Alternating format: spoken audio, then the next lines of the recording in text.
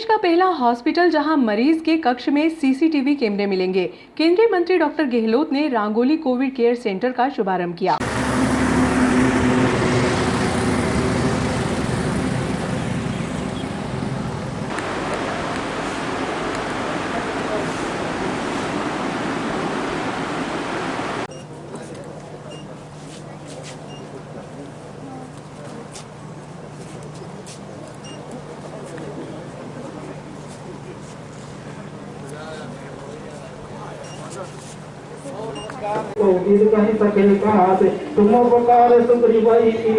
सरकारी खर्च से भी सस्ती दर पर कोरोना मरीजों को पूर्व कैबिनेट मंत्री सुल्तान सिंह शेखावत व मोती सिंह शेखावत द्वारा उपचार उपलब्ध कराया जाएगा। कलेक्टर से अनुमति के बाद निर्धारित समयावधि से पहले शहर को कोविड केयर सेंटर समर्पित कर दिया। इसके लिए मैं शेखावत परिवार की प्रशंसा करता हूं। ये बात केंद्रीय मंत्री डॉक्टर थावरचंद गहलोत ने सोमवार की शाम को स्टेट हाईवे नंबर 17 स्थित रांगोली कोविड केयर सेंटर के शुभारंभ अवसर पर कही। उन्होंने कहा कि शेखावत परिवार ने भविष्य में इसे हॉस्पिटल के रूप में संचालित करने की इच्छा जाहिर की है। इसके लिए राज्य व केंद्र सरकार द्वारा जो भी मदद होगी मेरे द्वारा उपलब्ध कराई जाएगी।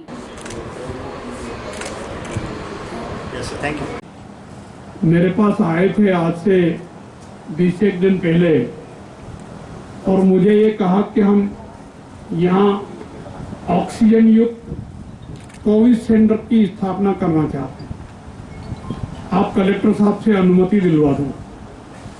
तो मैंने कहा उसमें तो बहुत टाइम लगेगा, लगभग 1.5 महीना लगेगा। हमने तलाश किया इधर उधर तो अक्सर 1.5 महीने का टाइम बताते हैं। बोले आप तो परमिशन दिला दो, हम 10-15 दिन में उसको चालू करके आपको दिखा देंगे। मैंने कलेक्टर से बात की, इन्होंने पत्र भेजा, कलेक्टर साहब ने तुरंत परमिशन दे दी और मुझे खुशी है जो इन्होंने वादा किया था उस वादे को जितने समय में पूरा करने का कहा था उससे पहले कर दिया। मैं उनका आभार व्यक्त करता हूं, उनको बधाई देता हूं। उनका सोच कोरोना महामारी से निपटने के लिए अभी तक काम करने का है, परंतु आगे इसको एक हॉस्पिटल के रूप में भी वो चलाना चाहेंगे, इस प्रकार की भावना सामने आई। निश्चित रूप से मैं सुल्तान सिंह जी को, राम सिंह जी को, मोती सिंह जी को और समस्त शेखावत परिवार को हार्दिक बधाई देता हूं, शुभकामनाएं देता हूं और उनको विश्वास दिलाता हूं कि इस संस्थान को चलाने में जहां जहां मेरे सहयोग की आवश्यकता होगी आप मुझसे अपेक्षा करेंगे, मैं पूरा सहयोग करूंगा। चाहे राज्य सरकार से कुछ करवाना हो या केंद्र सरकार से कुछ करवाना, दोनों सरकारों से आपकी अपेक्षा को पूरा कराने का प्रयास करूंगा। निश्चित रूप से 30 बेड का ऑक्सीजन युक्त ये केयर सेंटर हम सब लोगों के लिए, आसपास के कोरोना पीड़ित मरीजों के लिए, उनके परिवार के लिए खुशियां लेकर के आया है और मुझे विश्वास है कि यहाँ का जो स्टाफ है, डॉक्टर्स हैं, वो कर्तव्य निष्ठा से, ईमानदारी से, कठोर परिश्रम करके मरीज को ठीक करने का काम करेंगे और ये अस्पताल प्रसिद्धि प्राप्त करेगा। आज के इस अवसर पर मैं एक जानकारी और देना चाहता हूँ, हालांकि उसकी जानकारी आप सब लोगों को प्राय मिल चुकी है। मैंने सांसद निधि से नागदा में कोरोना महामारी से निपटने के लिए 60 लाख रुपए CSR फंड से, सांसद निधि से नहीं, गलती से सांसद निधि बोल गया, मेरे विभाग का CSR फंड है, सामाजिक सोशल जिम्मेदारी, उस फंड से 60 लाख रुपए यहाँ दिए हैं, 25 लाख रुपए खाचरोद दिए हैं, 25 लाख रुपए आलोट दिए हैं। आलोट और खाचरोद में कोविड महामारी से निपटने के लिए जो जो उपकरण आवश्यक है उनको खरीदने की तैयारी की गई है, ऑर्डर वगैरह दिए गए हैं। जल्दी वो सामग्री उपलब्ध होगी और खाचरोद और आलोट में भी सुविधाएं प्राप्त हो सकेगी। नागदा में 45 लाख का एक ऑक्सीजन प्लांट बीमा अस्पताल में डालने की योजना है। 1.5 महीने में बन करके तैयार हो जाएगा ऐसा प्रयास है। उसका वर्क ऑर्डर दे चुके हैं और जो संस्थान बनाने वाली है उन्होंने 1.5 महीने का समय लिया। हम प्रयास करेंगे कि 1.5 महीने के पहले वो चालू हो जाए। ये जब चालू हो जाएगा तो निश्चित रूप से रांगोली केयर सेंटर और बीमा अस्पताल का केयर सेंटर नागदा खाचरोद के आसपास के मरीजों के लिए अत्यधिक लाभदायक होगा, ऐसा मेरा विश्वास है। मैं मेरी शुभकामनाएं प्रेषित करते हुए आभार व्यक्त करता हूं शेखावत परिवार का। एक अच्छा कदम उठाया है और भगवान को सफलता प्रदान करें, ऐसी शुभकामनाएं देते हुए अपनी बात समाप्त करता हूं। धन्यवाद। हमारा मेन साहब और हमारी इंजीनियरिंग कंसल्टेंसी का हम काम करते हैं, तो वहीं से हमें आइडिया आया कि क्योंकि हम 2-3 ऑक्सीजन जनरेटर प्लांट में पहले काम कर चुके थे, ये आइडिया आया था कि ये प्लांट अपन कहीं से मिल सकता है क्या। तो हमने 2-3 वेंडर से बात करी तो हमको सौभाग्य से कम टाइम पीरियड में अवेलेबिलिटी हो गई इसकी। तब फिर हमने जब ऑक्सीजन जनरेटर प्लांट अगर हम कर सकते हैं, प्लस इसका बैकअप कैसे रहेगा, सिलेंडर से कैसे देंगे, ये पूरी प्लानिंग करने के बाद फिर हमने सोचा कि हाँ इसको हम इम्प्लीमेंट कर सकते हैं। तो ईश्वर की दया से हमें टाइम पे प्लान भी मिल गया, प्लस स्टाफ की हमने मोतीलाल जी ने अपना व्रत रखा। कार्यक्रम का संचालन कर रहे राम सिंह जी शेखावत साहब, और आज जिनकी कमी है ऐसे सुल्तान सिंह जी भाई साहब जो अब हम सबके बीच में भी नहीं है, वो जल्दी 1-2 दिन में आ जाएंगे और पूरी रूपरेखा देखेंगे। 1 मिनट में अपनी बात समाप्त करना चाहूँगा। मोती सिंह जी भाई साहब ने जिस प्रकार से कहा है कि 150 रुपये की जगह हम 31 रुपये जो चार्ज जो होगा उसी हिसाब से इस अस्पताल को चलाएंगे। एक निजी क्या कहा जाए, बस ये है कि एक एक सांस की कीमत जब हो और ऐसे समय पे इतने सारे बेड मिल जाए, ऑक्सीजन मिल जाए, तो मुझे लगता है कि ये ईश्वर की कृपा ही है। और ये कृपा नागदा पे हुई है निश्चित रूप से, क्योंकि नागदा के क्षेत्र में लंबे समय से देख रहे थे केवल जन सेवा नाम का एक ऐसा अस्पताल था जहाँ सुविधाएं सामान्यतः मिल जाती थी। इसके अतिरिक्त एक अभाव था। इस अभाव को पूरा करने का काम आदरणीय सुल्तान सिंह जी ने, आदरणीय मोती सिंह जी ने किया है। मैं उनको बहुत धन्यवाद और बहुत बहुत शुभकामना देता हूँ कि इतने कम समय में इतनी तैयारी करके ये आपदा की इस विकट की घड़ी में निश्चित रूप से एक तिनके को, निश्चित रूप से डूबते को तिनके का सहारा ये भी कह सकते हैं, वो इस क्षेत्र के लिए बहुत ही अच्छी सौगात। और लगातार परिश्रम करके इतने कम समय में इतने बेड ऑक्सीजन प्लांट। आदरणीय सुल्तान सिंह जी, मोती सिंह जी और राम सिंह जी तीनों का बहुत बहुत धन्यवाद और साधुवाद। ये बहुत कम समय में, और उनकी टीम को, तो पीछे भैया दिल्ली वाले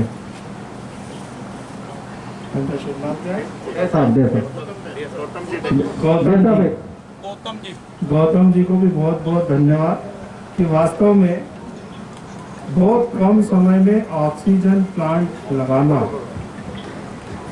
ये एक अद्भुत काम, क्योंकि हमने पूरे देश में जितेंद्र सिंह कुशवाहा के पहल पर कोरोना मरीजों के लिए लैंक्सिस उद्योग के सहकर्मियों ने 100 भाप की मशीनें व नगद राशि उपलब्ध कराई। कुशवाहा ने बताया कि व्हाट्सएप पर मैसेज करने के मात्र 8 घंटे में 55,555 रुपये ऑनलाइन पेमेंट ट्रांसफर कर दिए गए। सोमवार को गरिमापूर्ण आयोजन में सरस्वती शिशु मंदिर परिसर में सेवा भारती के पदाधिकारियों को सामग्री सौंपी गई। 100 भाप की मशीनें सेवा भारती के विशाल बेहेल को व 46,555 का चेक सेवा भारती के प्रबंधक पंकज देशमुख को सौंपा गया। मैं Jitendra Singh Kushwaha Lensex India private limited में असिस्टेंट प्रोडक्शन ऑफिसर के पद पर कार्यरत हूँ। हमने अपने अधिकारियों से बातचीत कर समस्त अधिकारी वर्ग ने हमें इसमें सहयोग प्रदान किया। जो संकट में, कोरोना के संकट में, इस महामारी को देखते हुए आज विकट स्थिति बनी हुई है, इसके दौरान सभी का हमारे को सहयोग होते हुए सहयोग निधि हमें प्रदान करी। इस व्यक्तिगत सहयोग निधि से हमने 100 स्टीम वेपोराइज़र लिए तथा हमको इन समस्त अधिकारियों से हमें मात्र 8 घंटे में डिजिटल पेमेंट व्हाट्सएप के माध्यम से 55,555 रुपये की राशि एकत्रित हुई। इस राशि में हमने 100 भाप की मशीन मंगाई एवं शेष राशि का चेक हम नागदा में सेवा भारती को देने जा रहे हैं। मैं समस्त लैंडसेक्स के अधिकारियों से मैं उनका हृदय से धन्यवाद आभार व्यक्त करता हूं, जो हमारे छोटे से आग्रह पर सभी ने मिलकर जो सहयोग, व्यक्तिगत सहयोग जो दिया, उसके लिए मैं पुनः उन सभी अधिकारियों का हृदय से आभार व्यक्त करता हूं। पहली जो कोरोना की लहर चली थी विगत वर्ष, तो ऐसा देखने में आया था कि महानगरों तक ही वो व्याप्त थी, ग्रामीण क्षेत्र उसके प्रभाव में नहीं थे। पर अभी देखने में आ रहा है कि हमारा नागदा नगर, आसपास के गांव, कोई ऐसा गांव अछूता नहीं है जहां पर ये संक्रमण पहुंचा नहीं हो।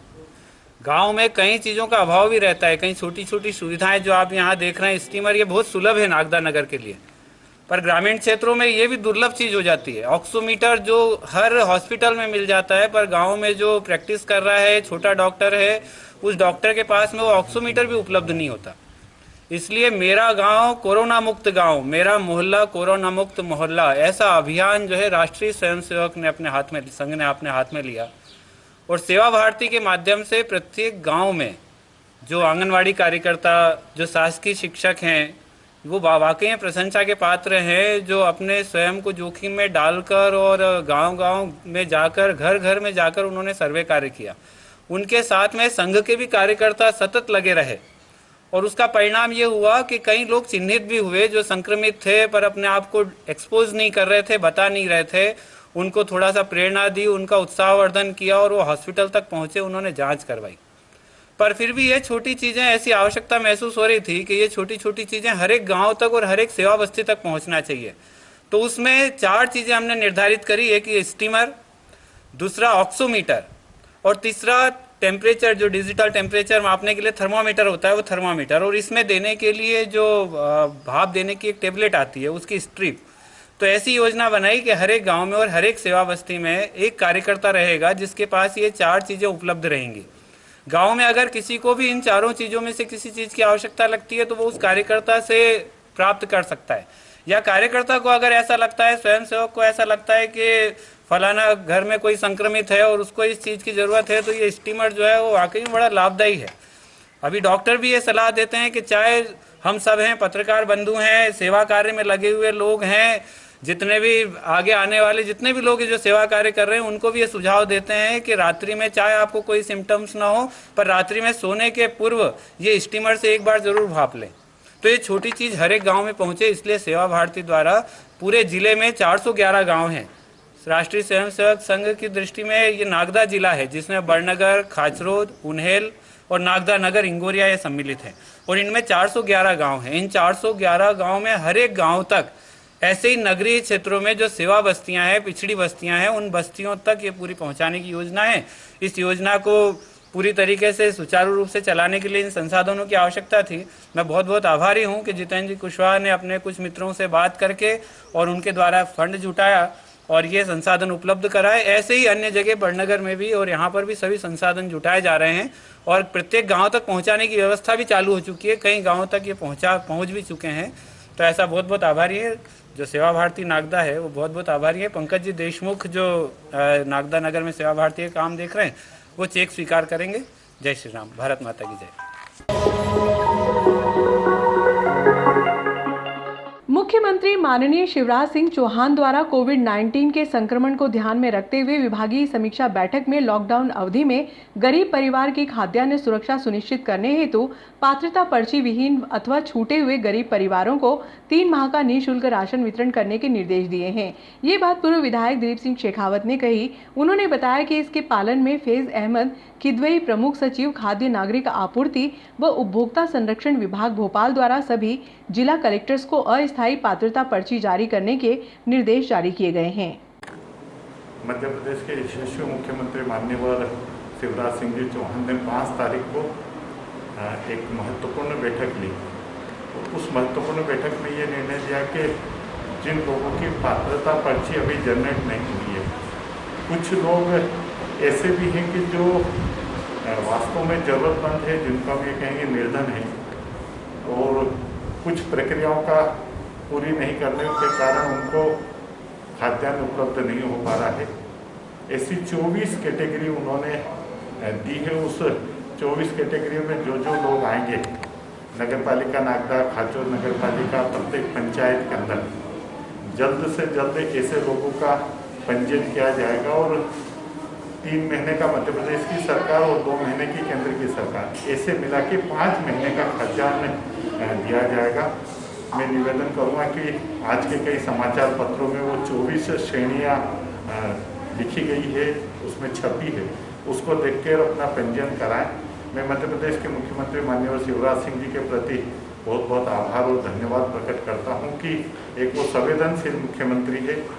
इस कोविड के महामारी में मैं इतना निवेदन जरूर करूंगा कि सरकार हो, सामाजिक संगठन हो, अन्य लोग हो, सारे लोग पूरी ताकत से लगे हुए हैं, लेकिन फिर भी अगर हल्का सा भी कहीं लक्षण दिखे तो अपना कोविड का टेस्ट जरूर कराएं, प्रारंभिक इलाज प्रारंभ करें।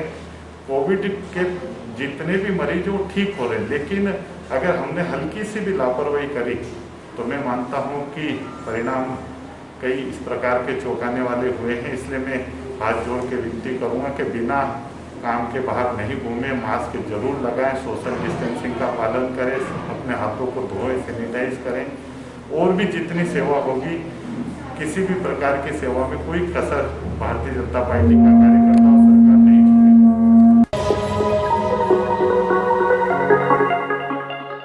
ग्रामीण क्षेत्रों में कोरोना की दस्तक देने के बाद अब पुलिस और प्रशासनिक अधिकारियों ने अपना फोकस ग्रामीण क्षेत्रों में करना शुरू कर दिया है।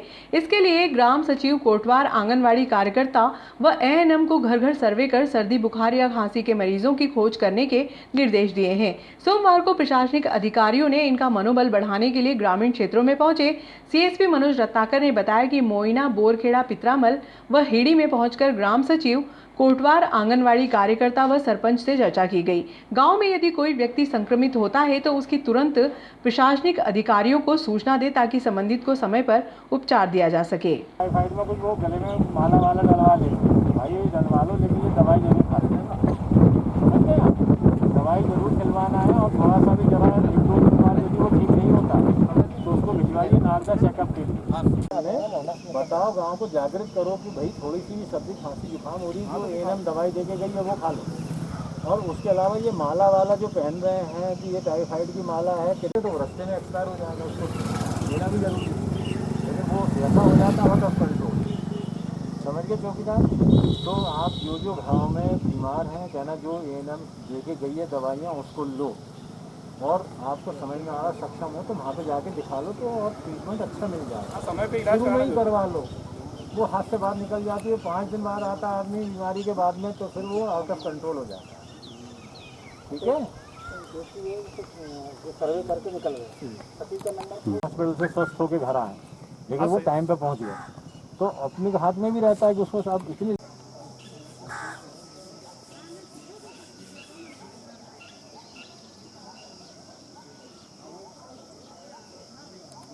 लोगों की थी और आज जो सर्वे करा हमने उसमें 4 लोगों निकाले। अब ये 11 पहले संक्रमित थे, कितने दिन पहले सर्वे हुआ था? सर ये जो सेकंड सर्वे था 5 तारीख पहले ये सर्वे हुआ था। 5 तारीख। हाँ, तो उसमें से एक जो संक्रमित थे उनको दवाई दी थी, उनको दवाई की वितरण सुनिश्चित हुआ, उन्होंने खाई भी है, खाई। तो वो 11 ठीक हो गए। हाँ, उसमें से एक का डबल नाम लिया था। हाँ, उनको थोड़ी खांसी सही नहीं हुई थी। हाँ, तो उनको हमने फिर डबल किट दे दी। अभी स्वस्थ हैं वो।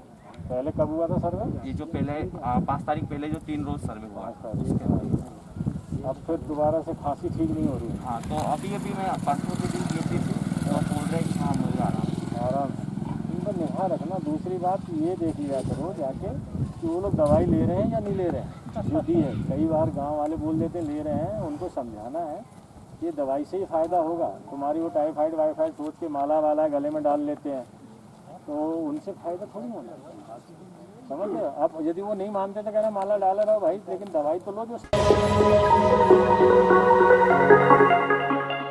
कोरोना संक्रमण की चेन को तोड़ने के लिए पुलिस, राजस्व, नगर पालिका व स्वास्थ्य विभाग की टीम ने पूरी ताकत झोंक दी है। सोमवार का दिन शहर वासियों के लिए राहत भरी खबर लेकर आया। बीएमओ डॉक्टर कमल सोलंकी ने बताया कि एएसआई हॉस्पिटल से सोमवार को 7 मरीज स्वस्थ होकर घर लौटे हैं, जिनका एसडीएम आशुतोष गोस्वामी द्वारा पुष्पमाला पहनाकर स्वागत किया। इधर खासरोद के हॉस्पिटल से 5 व्यक्ति स्वस्थ होकर घर लौटे। बीएमओ डॉक्टर सोलंकी ने बताया कि स्वास्थ्य विभाग के प्रत्येक कर्मचारी की मेहनत की पराकाष्ठा है कि महामारी के दौर में मरीजों का उपचार करने में पीछे नहीं हटे हैं। एक दिन में 12 व्यक्ति स्वस्थ होकर लौटे। इस दौरान डॉक्टर संजीव कुमरावत भी मौजूद थे।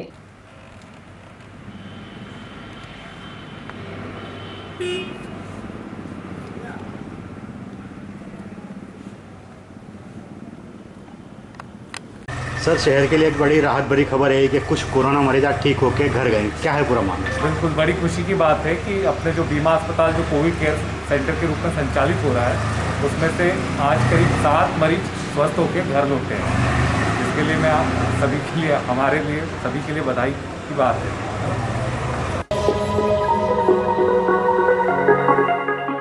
प्रदेश सरकार को जगाने के लिए चौथे स्तंभ को भी करना पड़ेगा धरना प्रदर्शन। वैश्विक महामारी में अपनी जान जोखिम में डालकर कवरेज करने के लिए सभी मीडिया कर्मी कवरेज कर रहे हैं, पर प्रदेश सरकार ने मीडिया कर्मियों के साथ अधिमान्य मीडिया कर्मी को फ्रंट लाइन का दर्जा दिया, पर बिना अधिमान्य के पत्रकारों को ये सुविधा नहीं देने से प्रदेश के सभी पत्रकारों, मीडिया कर्मियों व कैमरामैन, प्रेस फोटोग्राफर्स को फ्रंट लाइन वर्कर्स का दर्जा दिए जाने की मांग को लेकर सोमवार को आलोट प्रेस क्लब के सभी पत्रकारों ने एसडीएम अंबेडकर उद्यान में सांकेतिक धरना देकर मुख्यमंत्री से पत्रकारों के साथ किए जा रहे भेदभावपूर्ण रवैये को बदलने की मांग की है। इसके बाद मुख्यमंत्री के नाम एक मांग अनुभवी अधिकारी राजस्व राजेश शुक्ला को दिया। मांग पत्र का वाचन प्रेस क्लब अध्यक्ष सुनील चोपड़ा ने किया।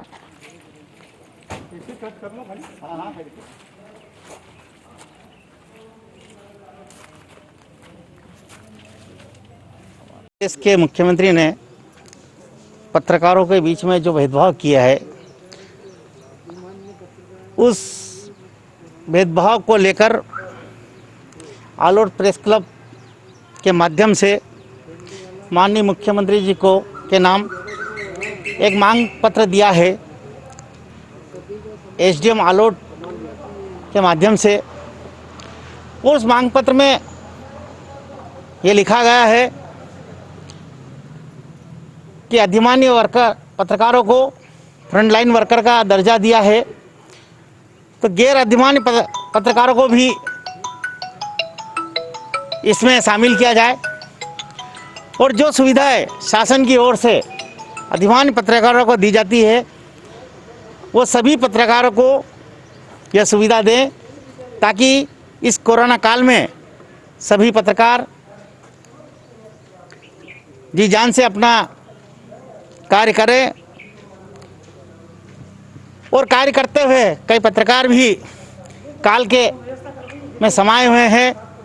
आलोट में भी एक दुखद घटना हुई है, हमारे पत्रकार साथी नहीं रहे और इस प्रकार प्रदेश में कई पत्रकार अपने कर्तव्य का पालन करते हुए है इस कोरोना काल में ईश्वर को बाइट दे रहे डॉक्टर साहब।